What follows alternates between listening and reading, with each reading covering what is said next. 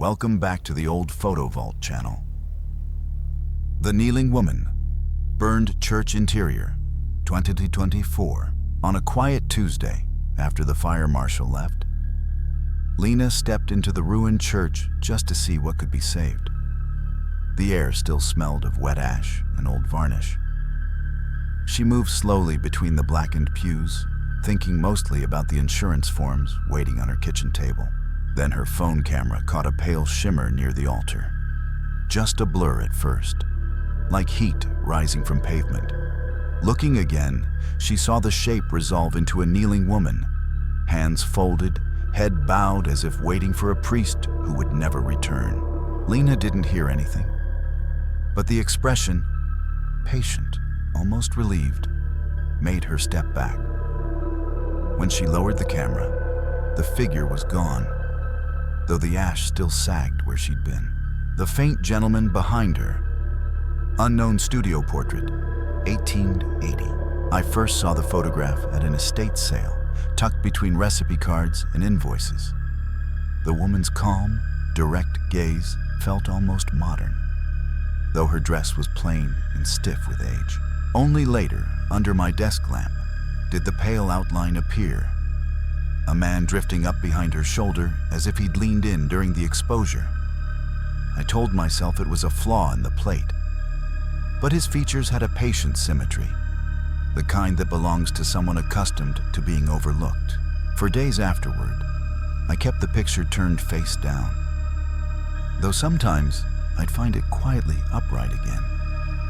Last night, the faint gentleman seemed a little clearer, as if he'd stepped closer to the chair she once occupied, and closer to wherever I happened to be standing. The dinner picture with the watching face. Saigon Cafe, 1971. They'd only meant to take a simple keepsake before his unit shipped out again. A quiet dinner, a borrowed camera, the soft rattle of ceiling fans overhead. Linda leaned close to Mark, trying to smile naturally, though the war made everything feel slightly borrowed, even the moment. When the print came back, Linda noticed the smudged darkness in the window behind them. An oval shape, then two faint hollows where eyes ought to be. She asked Mark if someone had been outside, but he only frowned and said the street had been empty. Over the next few nights, Linda woke to the same feeling she saw in the picture. Something patient, standing just beyond the glass. By the time Mark left at dawn, she'd started keeping the curtains drawn, though the shape still pressed softly against them, as if reminding her it never needed light to see. The strange face in the card photo. Montargis Archive, 1937.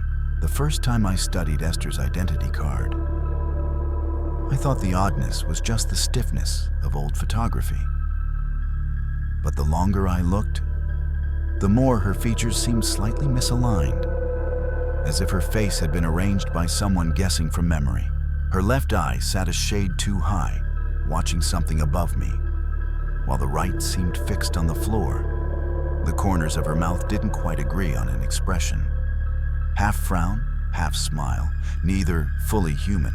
When I set the card down, the portrait seemed to tug at the edge of my vision, nudging me to look again.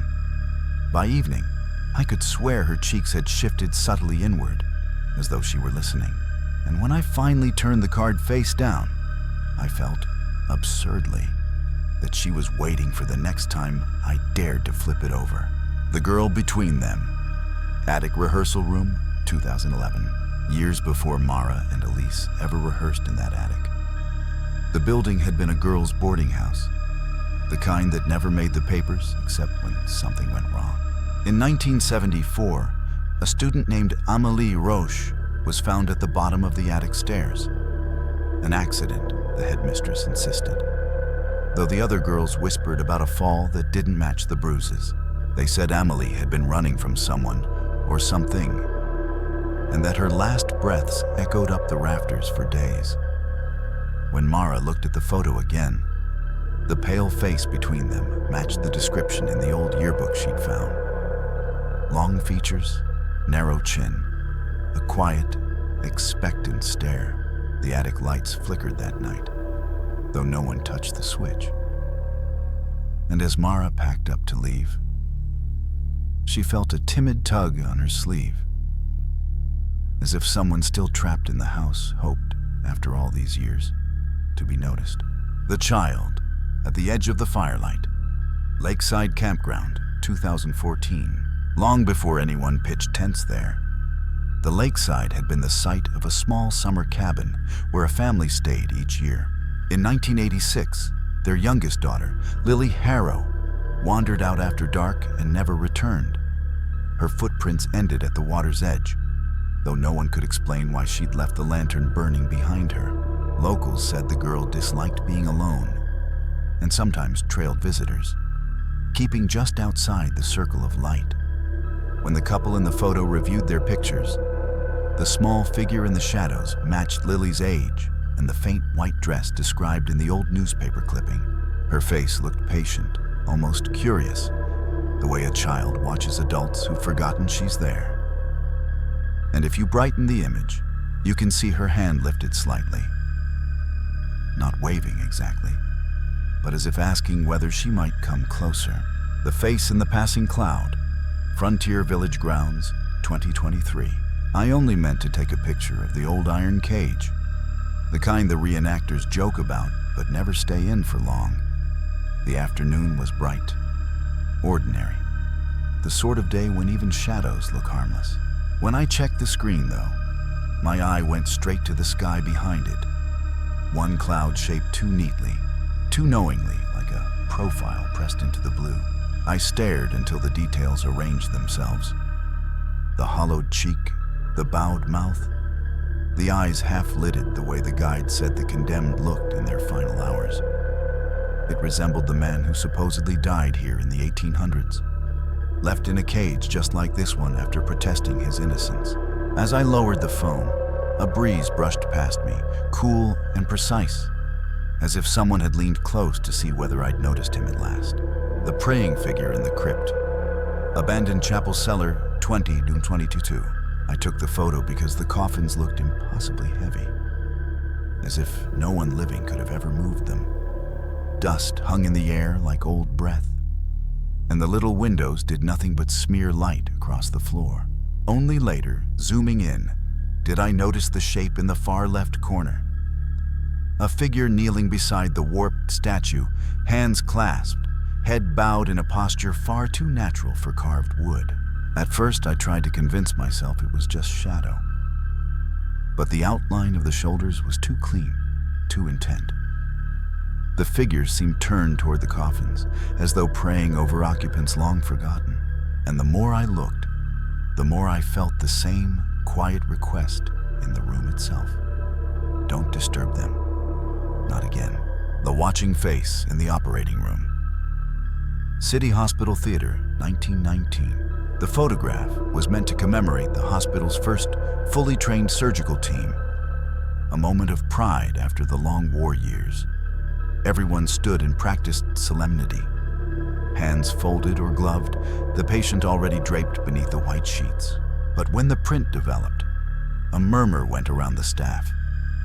The faint face hovering behind the woman on the right, its features too sharp to be a trick of light. Old nurses said the room had a history. An intern named Walter Keene, who died of infection after a botched appendectomy, lingering in the hall for hours before anyone noticed he'd collapsed. They claimed he still wandered the surgical wing, watching procedures he never got to finish. In the photo, his pale outline seemed to lean forward, studying the team with a quiet, wounded longing, as though hoping this time the operation might go differently. The woman behind the children. Garden of the Rowan House, 1922. The photograph was supposed to be a simple keepsake of siblings Thomas and Lily, taken on a warm afternoon when their mother wanted proof they were finally getting along. The garden was quiet, only the fence and the crooked fir tree in the background. But when the picture was developed, a tall woman appeared behind them, half faded, hands clasped, her face blurred as though she'd turned just as the shutter closed. Neighbors whispered it looked like Margaret Rowan, the previous tenant who'd lost her own children to illness and died in that same yard the following winter. They said she still drifted through the property, drawn to any child who lingered too long. In the photo, her stance wasn't threatening, just watchful, almost protective. Though the children swore no one else had been standing there at all. The figure in the archway, New Haven living room, 2010. Marcus had only meant to take a quick photo of the new sectional, something to text his sister before she drove up for the weekend. The room was mostly dark except for the kitchen light, which cast long shadows that made the high ceiling feel even higher. He sat stiffly on the couch, trying to look relaxed when the flash went off. Later that night, scrolling through his camera roll, Marcus noticed the face in the archway. Thin, grayish, the eyes fixed directly on him. It matched the description his neighbor Mrs. Callahan once gave of Leonard Price, the house's previous owner, who'd been found dead in that very doorway after a winter storm. She said Leonard hated visitors, hated noise, hated change. And in the photo, Leonard's ghostly outline stood just where he'd died, watching Marcus with a patient, unforgiving stare, as though waiting for him to leave his house at last. The face in the wallpaper, parlor of the Whitby house, 1907. The photograph was meant to capture a harmless bit of costume play. Twin sisters Clara and Ruth Whitby, posing beside their uncle, Edwin, who'd insisted on wearing a ridiculous pointed mask for the family gathering. Everyone assumed the oddness of the picture ended there, until the print was developed. Behind them, in the swirls of the wallpaper, a pale face emerged. Not the framed portrait, but lower, half hidden in the pattern. Sunken eyes, a long jaw, the suggestion of a mouth caught mid-whisper. Local rumors said the house once belonged to a seamstress named Eleanor Gray, who'd vanished after being accused of stealing from the Whitbys. Some claimed her body was hidden in the walls, sealed in haste. In the photo, the face in the wallpaper seems to be pressing forward, as though testing the thin barrier between fabric and air, waiting for someone, anyone, to finally listen. The face in the stone, abandoned silver mine, 1934. They said the mine had been sealed after the collapse, but locals still wandered close enough to tell stories. In 1897, a miner named Elias Grant was trapped behind a fallen wall, his voice echoing through the tunnels for 2 days before it finally stopped. Workers swore they heard him begging for light, for air, for someone to chip through the stone.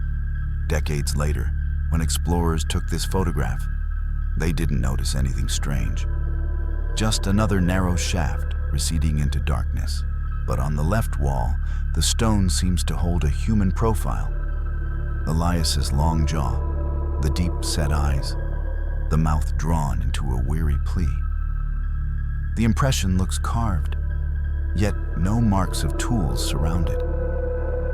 It's as if the rock itself remembered his last moments and decided not to let his face go. The woman in the furnace room, old crematorium annex, 1958. The photograph was taken long after the building had closed, when it was just another condemned structure on county land.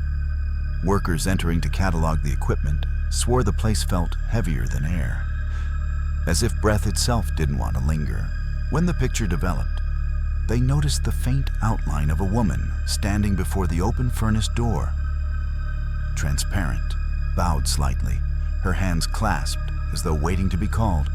Local records mention a night attendant named Miriam Hale, who vanished during her shift in 1932. She was last seen tending the ovens alone. No search ever found her. In the photo, Miriam's figure seems half-turned, as if she hears someone behind her. And though the room was empty when the shutter clicked, her posture carries the quiet patience of someone who never really left her post. The face on the floor. Oakview Motel Room, 1966. Connie and Marjorie had checked into the Oakview for a girls' weekend. The kind where everything felt harmless with the curtains drawn and the radio low. Someone snapped the photo while they were laughing on the armchair, tipsy and glowing in their matching nightgowns. But when the print came back, A pale, blurry shape spread across the carpet, soft at the edges, yet unmistakably a face. The motel ledger later revealed a guest from the previous winter, a woman named Helen Carter, who'd collapsed in that very room and wasn't found for 2 days. Locals said Helen still tried to speak when the night was quiet enough. And in the photograph, the faint mouth on the floor looks half open, as though finishing a sentence no one had ever stayed long enough to hear. The spirit in the anatomy room. Women's Medical College. 1890 February. The photograph was meant to document a rare moment.